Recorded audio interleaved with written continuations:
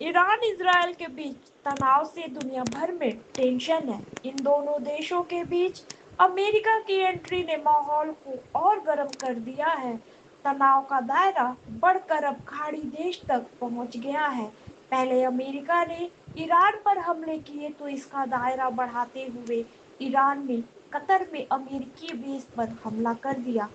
Qatar खाड़ी देश का एक हिस्सा है, तो ऐसे में अब खाड़ी देश में रह रहे लोगों को डर सताने लगा है।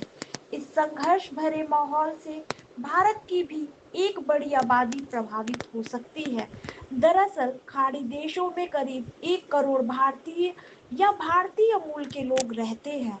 हर साल 50 अरब डॉलर की विदेशी मुद्रा ये भारतीय मूल के लोग स्वदेश भेजते हैं। दुनिया भर में जितने भी भारतीय मूल के लोग रहते हैं, उनमें से 25% के करीब इन्हीं खाड़ी देशों में रहते हैं।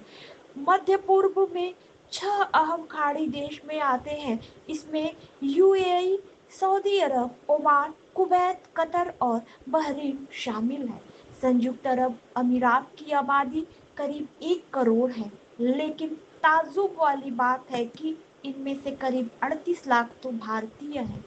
यूएई की इकोनॉमी काफी हद तक इन्हीं भारतीय पर टिकी है। इसलिए यूएई भारत को अपना रणनीतिक साझेदार बना चुका है। अरब भारतीयों की आबादी के मामले में दूसरे स्थान पर है। सऊदी की करीब 3.5 करोड़ जनसंख्या है, जहां भारतीयों की जनसंख्या 28 से 30 लाख के बीच है। भारतीयों की आबादी के मामले में कुवैत तीसरा सबसे बड़ा मुल्क है। उसकी कुल आबादी 50 लाख है, जिसमें 33 लाख तो विदेशी हैं। इसमें करीब 20% यानी 10 लाख भारतीय हैं। यूपी बिहार से लेकर बिहार राजस्थान तक लाखों भारतीय कामगार यहाँ काम करते हैं। छोटे से देश बहरीन की आबादी 16,30,000 के करीब है। इसमें 3 लाख भारतीय हैं।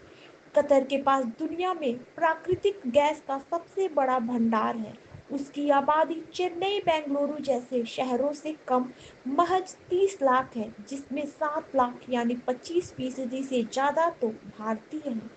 इसके अलावा ओमान की जनसंख्या करीब 54 लाख है, जिसमें से 14 लाख लगभग तो भारतीय हैं।